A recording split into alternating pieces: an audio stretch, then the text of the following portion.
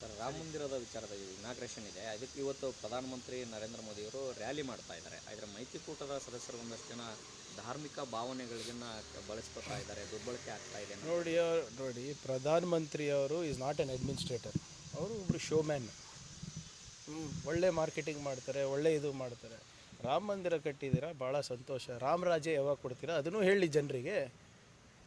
ನಿರುದ್ಯೋಗ ಸಮಸ್ಯೆ ಯಾವಾಗ ಬಗೆಹರಿಸ್ತೀರಾ, ಆರ್ಥಿಕ ಅಸಮಾನತೆ ಯಾವಾಗ ಬಗೆಹರಿಸ್ತೀರಾ, ನಿಮ್ಮ ಬೆಲೆ ಏರಿಕೆ ಬಗ್ಗೆ ಏನು ಅವ್ರ ಇದು ಇದೆ, ಪಾರ್ಲಿಮೆಂಟ್ ಬ್ರೀಚ್ ಆಗಿದೆ, ಅದ್ರ ಬಗ್ಗೆನೂ ಮಾತಾಡಲಿ.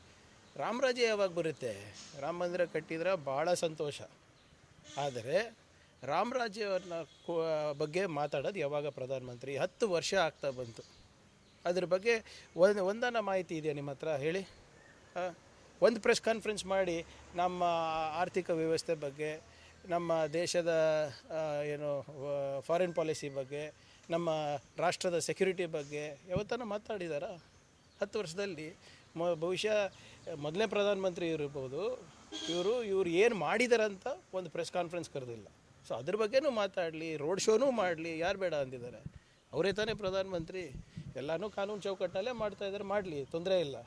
ಆದರೆ ರಾಮರಾಜ್ಯದ ಬಗ್ಗೆನೂ ಮಾತಾಡಲಿ ಅಂತ ಅಷ್ಟೇ.